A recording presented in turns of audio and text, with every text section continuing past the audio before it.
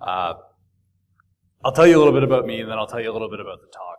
So I am the CISO at Data Gravity, based in Nashua, New Hampshire. I actually live in California because they asked me if I wanted to move to Nashua in the dead of winter. And I said, I'm Canadian. I've had enough snow the first half of my life. I'm good. I used to run the research team at OpenDNS. I was the director of research and chief evangelist at Cloud Passage. I've also been a in the trenches practitioner, worked for a university in Western Canada at a bank in Bermuda, which sounds a lot cooler than it actually was. Also worked at Q1 Labs doing product engineering management. I've also written a whole bunch of books that, based on the statements they sent me, none of you have read, which is fine. I blog somewhat occasionally. And I spend a lot of time on planes because, as you can tell, I am built for coach. So this is what we're going to talk about today. I'm going to go over a little bit of the background as to why this talk's important, why I'm even giving it. I'm going to talk about how you should start your security research project, some of the ideas, how you can refine them, how to get started, knowing when to stop. Knowing how to start and knowing when to stop are equally as important. How to present and defend your research, and then I'll wrap it all up and we'll ask questions. So why me? So I've built engineering teams, research engineering teams. I actually had someone stop me at the RSA conference and say, hey, you're Andrew, hey, you're the Hello Barbie guy, which is awesome. That's what you want to be referred to as, is the Hello Barbie guy. So if you're going to research something cool that doesn't sound as lame as, oh, you're the Hello Barbie guy. But yeah, done a lot of presentations, presented research all around the world, still actively doing research. It's a great hobby. I'll get to that in a bit. So, is anyone here an academic, aside from Tim? Former academic, recovering academic? If you've done any pure science, you've probably seen this before, and this is Pasteur's quadrant. So what we see quite a lot of is in the top left-hand corner, you get a lot of pure basic research, which I really define as, you're doing a lot of thought leadership. You're not releasing tools, you're implementing ideas or releasing ideas that you expect others to take and run with and build tools around. Nothing wrong with that. A lot of great ideas came out of that. Pure applied research. So I put Dave in this section because he's not building picks to give back to the lock community or the lock manufacturer to say, here, build your lock better. It's purely applying the knowledge that is learned from breaking the locks and sharing that with the community, which, again, great idea. Who doesn't like lockpicking? And then there is this kind of hybrid, the use-inspired basic research, where you're taking ideas, but you're also releasing tools. And this is really the area that I find that a lot of security research gravitates to, or should gravitate to. Another way of looking at this is if you cut it down the middle, or diagonally, and you have the knowledge up on the top left, and then how useful is the actual application of the knowledge, the bottom right. So again, top right-hand corner, probably where you want to be. So this, and I apologize if you can't read this, a little fuzzy, but I found this chart, and the link is at the bottom, but it talks about the different things that a data scientist should have. So I've had a bunch of data scientists work for me in the past, and a lot of these are true, but I find that a lot of the core profile elements here also pop up in security research as well. So math and statistics, I'm really crappy at math, so that's not me. Domain knowledge and soft skills, that's probably more my wheelhouse. Programming and database, Communication and visualization, yeah, hey look, PowerPoint. Woo. I'm also not a woman, so of the 5 things, I am 3 of these.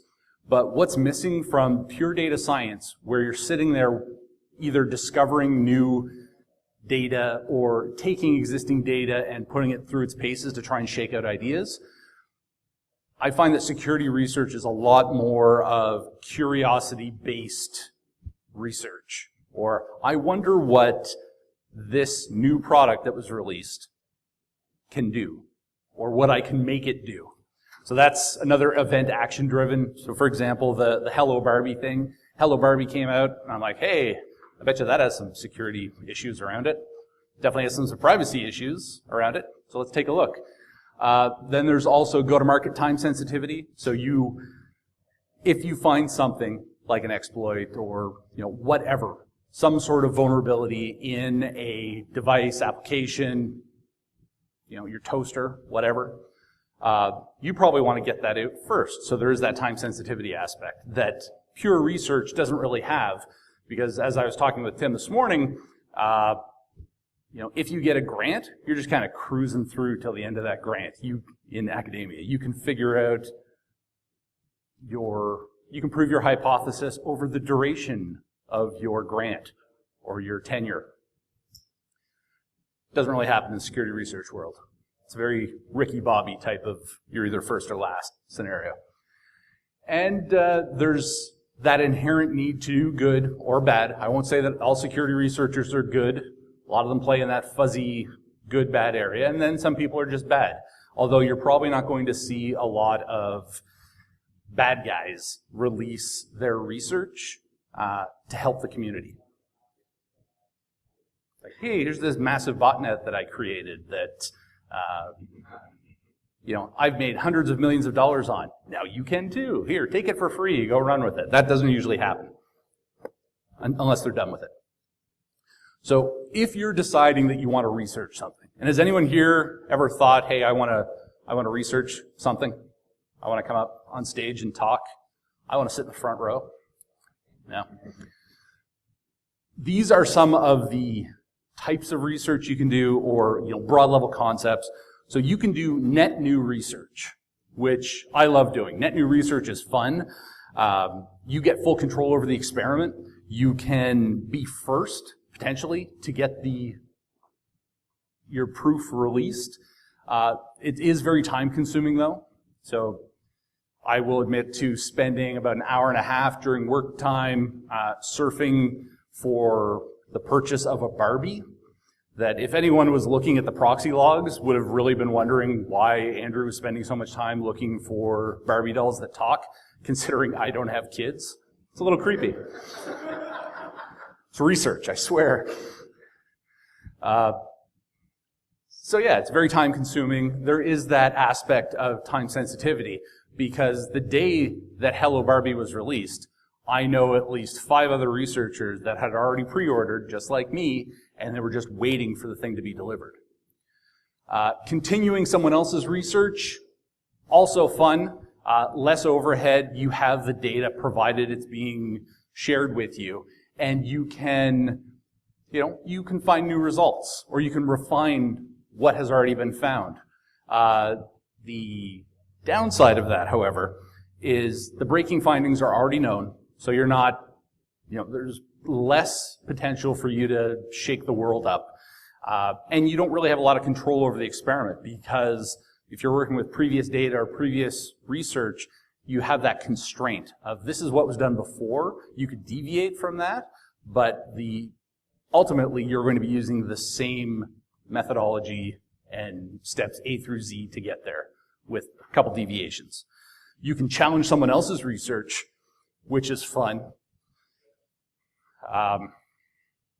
There's not as much time sensitivity. You can take as long as you want to do it. You can disprove someone else, and this doesn't mean calling someone out on Twitter. That is not challenging someone else's research.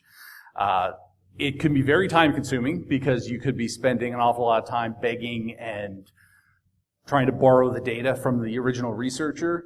And really, if you're putting a foot forward and saying, hey, I believe your research is absolute garbage, can you share the data with me? I want to disprove that. Probably not going to help you out too much. It could result in no new results. You could have spent all this time helping prove that research. So you're not challenging it, you're coming up with the exact same findings, which I'll get to a little bit later. Coming up with the same findings or coming up with no results, negative results are still results. It's just a negative finding. Yay, research. So if you are going to research something, or if you want to research something, always ask yourself these three questions. What is the question you're trying to answer? I'll give you an example for the Hello Barbie.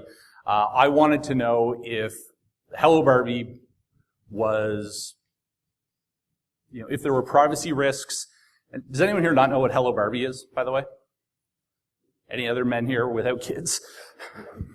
So Hello Barbie is an IoT doll that when you press the button on her belt, again, a little creepy, the belt buckle, your kid can talk to Barbie. All the information all of the questions and interactions are uploaded to the Toy Talk cloud, which owns the software. They run analytics to determine how to answer your child and then send that response back, and Barbie interacts with you. So as soon as I found that out, I'm like, ooh, there's some privacy issues there. There has to be, and likely some security issues because they want to be the first to market with it. So I wanted to know if there were privacy and security issues around this doll. Surprised there were. Do you have the data to answer the question? Why, yes. I spent an hour and a half buying Barbie. And I was waiting. I made the mistake of having it delivered to work. So not only did I spend an hour and some searching for this thing, but then I had Barbie delivered. And everyone was really excited that it arrived because I told a bunch of people, but then some of the marketing people were walking by and like, why the hell is Andrew playing with a Barbie at work? San Francisco. You can't ask those kind of questions. So do I have the data? At the time, I didn't have the data, but I had the means to generate the data. So ultimately, I did have the data that I needed. And if you could answer the question, could you use the answer? So personally, I was able to use the answer. I was also providing an answer to the millions of parents that were buying this thing for their kid for Christmas, Hanukkah, birthdays, whatever, Arbor Day. I thought that it was usable. So the answer to 1, 2, and 3 were yes. So ask yourself this question. Let's do an example. What's a question you're trying to answer? Does my toaster have internet? Do you have the data? I have a toaster. It's not connected to the internet. Crap. All right, so I can't do 2. If you could answer the question, could you use the answer? Well, I can't answer the question, so that's not a research topic. Simple. I won't go over all of these in detail, but these are the different types of questions that you can ask. This is very pure research oriented. I do find that a lot of questions, a lot of the hypotheses that you're posing when you're doing security research typically fall into the exploratory or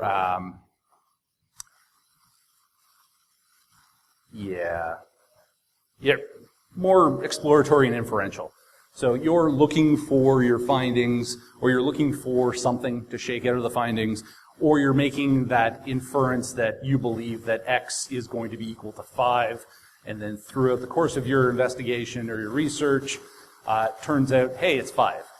You inferred that. Woo. Then there's this isn't all just charts, by the way. This is some of the data analysis techniques and tactics you should follow. So you have to set the expectations. You're starting there by, here's what I expect to see. Hello Barbie communicates with the Toy Talk cloud not using SSL, for example. So then collecting information. I'll start looking at packet captures. Funny, it's all SSL. So now I'm going to revise what I'm saying. Like, okay, well, if it's using SSL, maybe I should say, hey, you know what, maybe this is using insecure protocol suites or cipher suites. And you go back. So now my hypothesis, or part of the hypothesis is, I believe that Hello Barbie is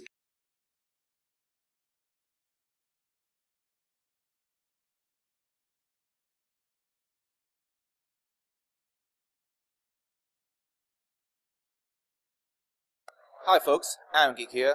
Unfortunately, we had a problem yet again with the Avid Media freezing up. I really need to think of something to do to replace those. So we have no audio until about the 27-minute, 30-second mark. Sorry for the inconvenience, and it happens one more time in this video. So my apologies to Andrew.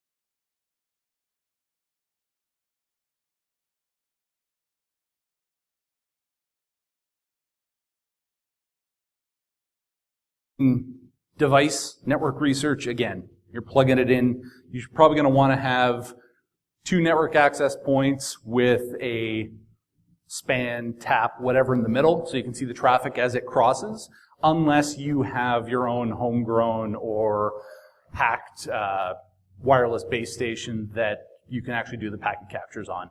I find it easier to do this way because you don't have competing traffic. You can isolate just the one IP. Personal preference. You also want to see what cloud hosting or external sites it's communicating with. For example, does anyone here have a Samsung Smart TV at home? Fewer and fewer people put their hands up when I ask that. So the Samsung Smart TV, during the initial setup, actually phones to Korea. It's all right, though. It's going to South Korea. It's going to the friendly Korea, so don't worry about it. But that's not something that you would expect unless you do a little research. And actually, the beaconing home to that Korean server is actually a piece of software that is no longer supported, but they just didn't remove it. So it's in the TVs, and it still beacons out like crazy every minute or something, sending analytics up. So that's a finding that you want to note.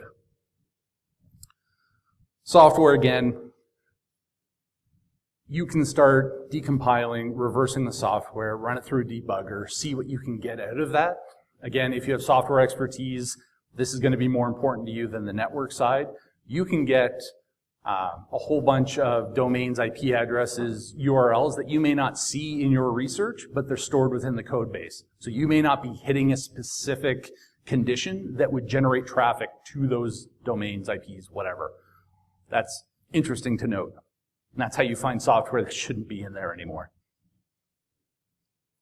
Hardware, not an expert in hardware, but keep in mind that when you are looking at a device, so a physical device, you should also look at what type of information is being written to your workstation, to your mobile devices, based on that software.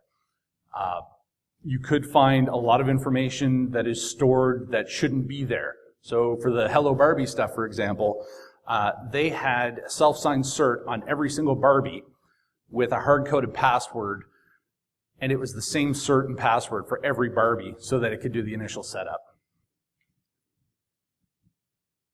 It's not the fact that it's self-signed, and the password was just obfuscated. It wasn't encrypted or anything. Because it's easier. Security's hard. Here are some suggested equipment applications. For the hardware side of things, I'll direct you to a really great slide deck. Who did that? Mudge. That's Mudge's slide deck from Black Hat a couple years ago.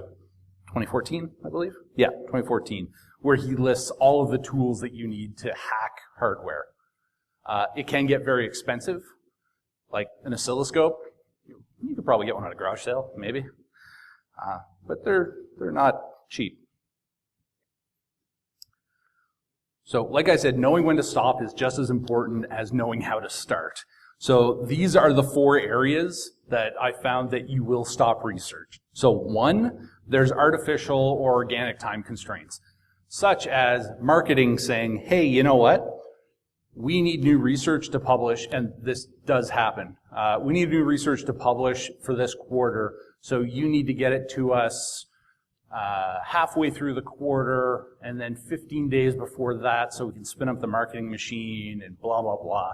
So you're saying, I've got a month to research this. Oh yeah, well, you know, I'm halfway through this month already.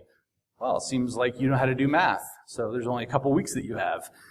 This does happen all the time. So you have to constrain your research to fit into the scope. That doesn't mean that you can't carry it on after the fact and do additional research, but this is just the initial research that has time constraints associated with it.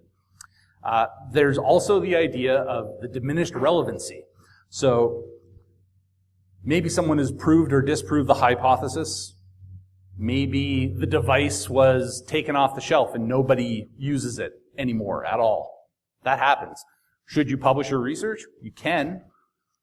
Will it be as big a bang or as meaningful? Probably not. It might be. And then success. Hey, you've proven your hypothesis. You can release your research. You can stop now. Failure. Again, you can stop. And failing is not bad. Because if you're looking at failure, you know what, I'll get to that in a second. So you have to really set the definition of what you mean when you say successful research. I will be done because this will be completed. I will prove my hypothesis. You know, everything is awesome. Play the stupid song. That's cool. But just because you've done your research doesn't mean that you've shared it. You need to start looking at how can I communicate my findings. Do I share it in a presentation, a blog post, a white paper, webinar? Has my findings influenced policy, whether public or private, or just organizational? Has something positive happened as a result of my doing this research? And then, sometimes success is that the data that I have is not sufficient to answer the question that I posed. In which case, you go through that 3 models. Okay, I'm going to refine the question that I'm asking, and I'm going to see if I can get some research out of this and get more data. What else do I need? That's where a lot of people get stuck, I find, is they just saying, I need more data, more data, more data. I need to connect to Shodan. I need to connect to virus total. I need to do this. I need to write code. Maybe you need to do that, but again, unless you're in academia, you don't have that huge buffer of time. There could be artificial constraints imposed upon you to release your research. So again, I guess I alluded to a couple times, failure is not necessarily bad. On one hand, you could be a cautionary tale to others as to why you shouldn't research this way. A negative outcome is still validation that the way you researched or the data available wasn't sufficient to answer the question you posed. Or maybe it wasn't the right question to ask. I know it sounds it almost sounds like lawyer speak, where you're just kind of working with the words to craft the answer. This uncertainty that you're putting forward, say, hey, I've published my research, I couldn't answer the question. Maybe someone can point at that and say, hey, you know what? I think you did something wrong here.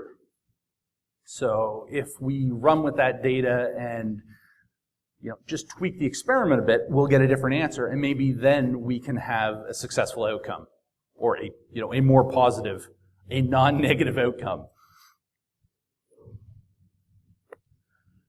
Now, presenting your research, who here hates public speaking or presenting? Wow, everyone likes public speaking? Yeah, kinda, maybe, sorta. Under your own constraints. So this is a very common research pipeline model. It's very academic. You don't necessarily need to follow this, but what I would say is that when you get to the results phase, actually when you get to the code phase, if it's required, and you get to the results phase, you can publish your results in any of these forms. And I'll go into it in a little bit more detail. And don't think that you have to write like a PhD dissertation style research paper. You'll probably hate yourself and never want to research again. There's only so much Dancing with the Stars on TV and time to do that. So you could simply just write a blog of your findings, publish your research, publish your code, and say, hey, you know what? This is what I found. This is what I asked. Here's what I proved. That's a great model. You can publish an article, whether it's a popular print, online trade rag, whatever. This generates, when you publish articles, you will in all likelihood get people reaching out asking for more information or challenging your research. You could release an academic paper. Again, if that's the type of audience that your research caters to, by all means. Don't do an academic paper just because you think you have to. If you are a reverse engineer, you probably don't have to do a research paper every time you reverse something. You can do a blog post. Much more impactful. White paper, marketing loves white papers. So if you can create research that will fit into a consumable white paper form that their sales team or your sales team can take and leave behind at an organization, that's great. They will love you. And it's also very consumable for media because they will send that off to the reporter and say, hey, do you want to talk to our researcher that has done XYZ? Charts.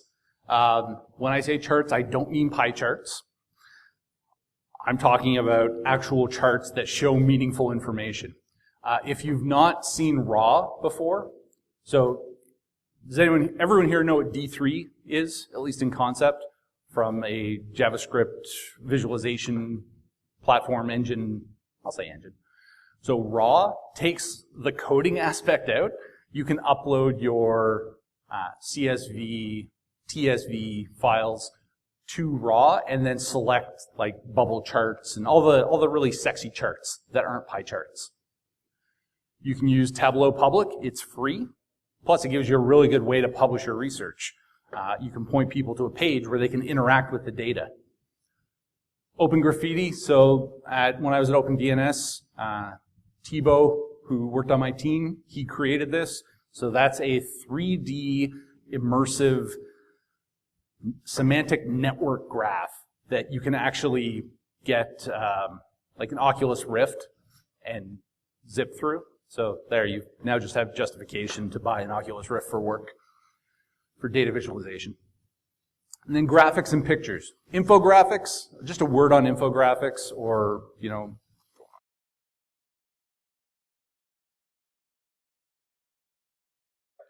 And this is the second freeze. Audio should resume at about the 42-minute, 42-second mark, thereabouts. Sorry for the inconvenience.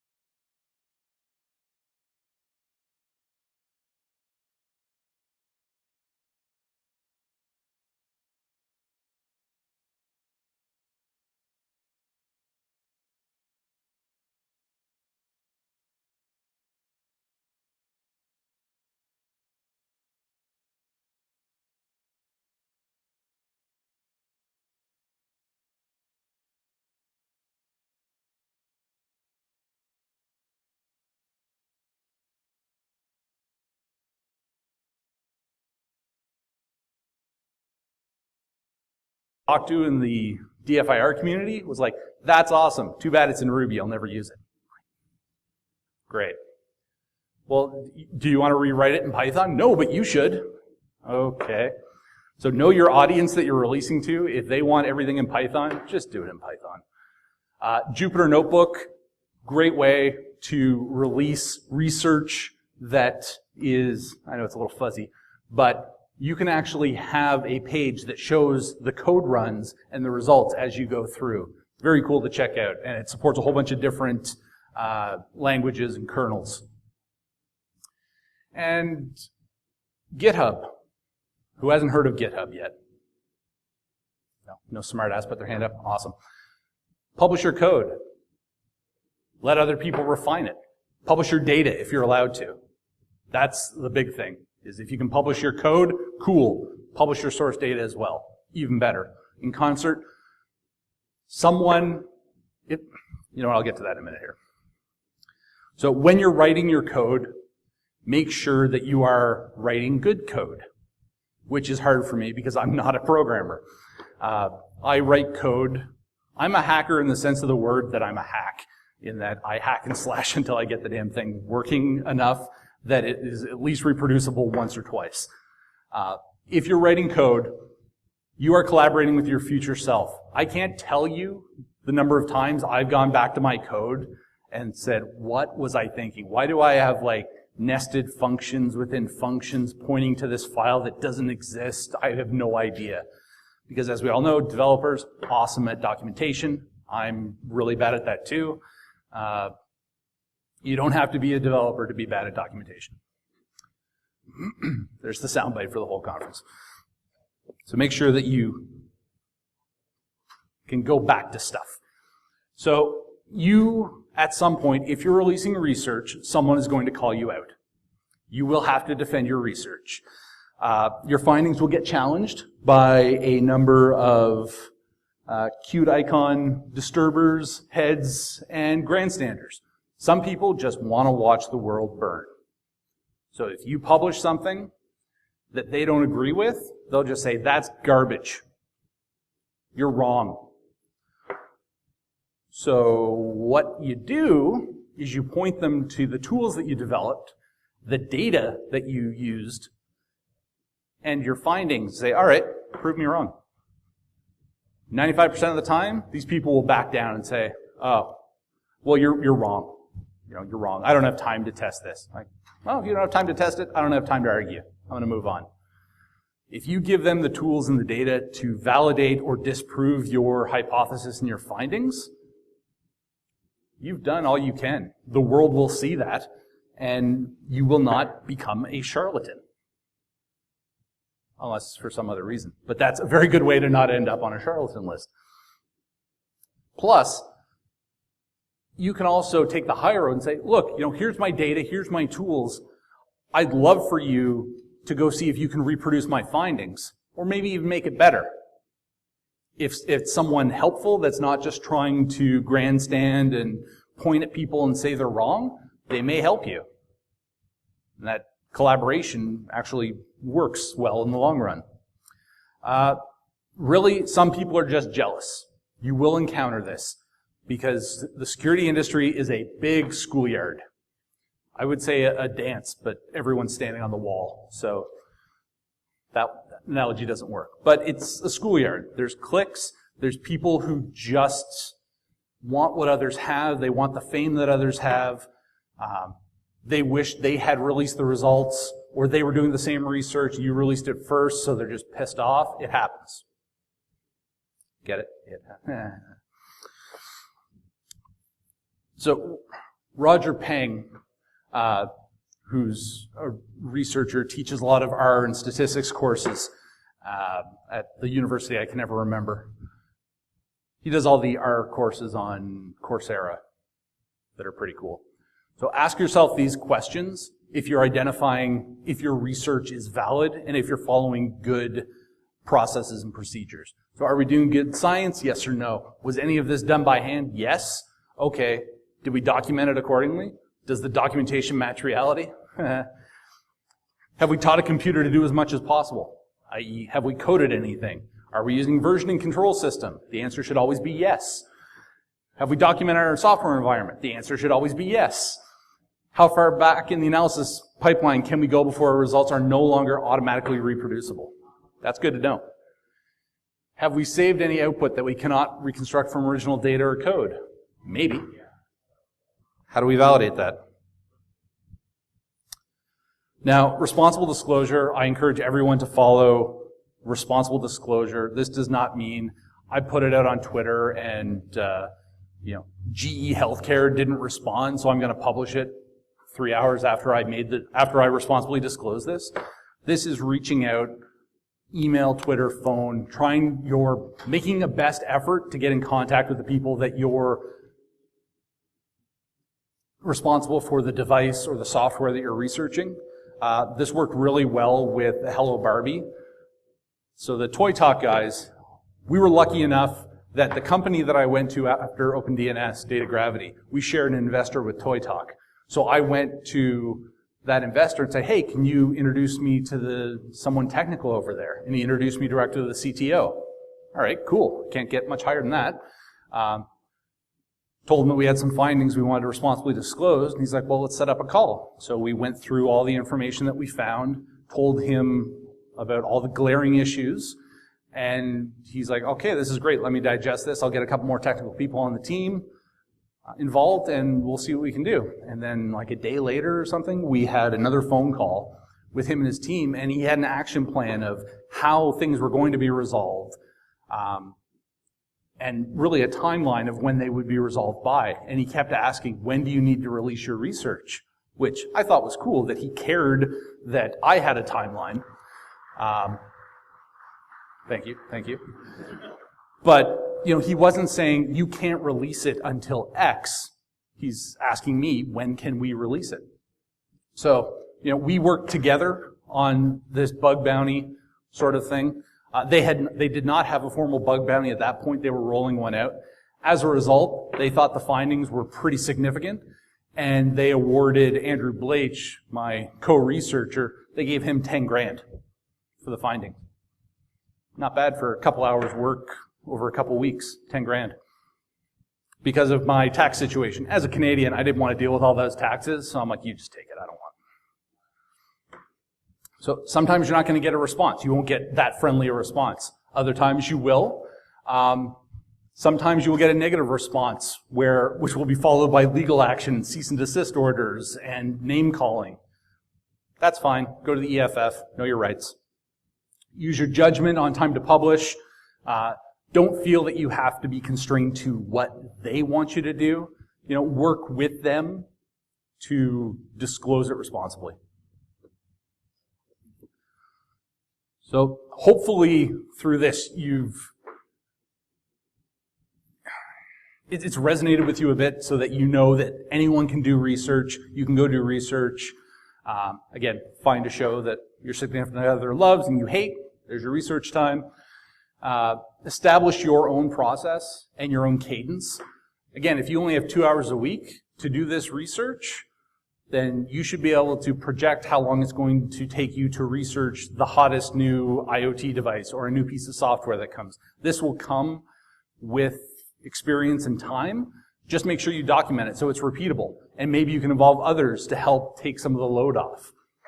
Disclose responsibly, and you have to know that people are going to challenge your research, whether it's constructive or not. Most times it's not going to be constructive. Be prepared and be an adult on how you respond. That's the words I can give you there. So some further reading and training. The executive data science, so if you're a manager, if you want to know a high-level process on how research should happen from a data science slant, check out that Coursera link. The data science, so I've learned a lot of R for my sins. That Coursera course, really good, teaches you how to think statistically. Oh, come on in. Yeah. You're just getting the summary. I'm sure you'll have lots of questions. Course materials, you can just get the course materials here if you don't want to take the course. A lot of software, though, and a lot of labs that'll help you go through the courseware. Codecademy, yay, that's how I learned Python and Ruby. That and a lot of swearing. Here's some books. I own every single one of these books. If you're doing any sort of network-based research or incident response, IDS development, make sure you go pick up this TCP/IP Illustrated so you don't have to remember what offset certain headers or certain fields are in the DNS packet. You don't let someone else remember that stuff. So these are just a few ideas. I'm going to publish my whole list of books at some point. Some blogs to read: Data-Driven Security, Bob Rudis's blog. He's at Rapid7 now. My blog. The Open DNS Security Labs are still publishing a lot of really good stuff, and a lot of the way that it's being published is based off some of this methodology that I've shown. And with that, we're almost at the top of the hour. Does anyone have any questions at all? Everyone still awake?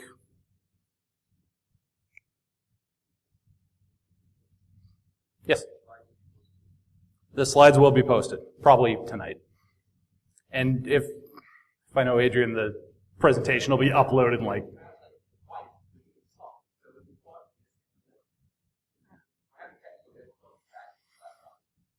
Damn Canadians. Ruining everything. Yeah, so most of the presentation will be uploaded. The slides will be uploaded. But yeah, if you don't want to ask questions here, by all means, reach out to me on Twitter, email. I'm going to be here all day today and tomorrow. So yeah, come find me. And with that, I'll leave you to the next speaker. Or, yeah.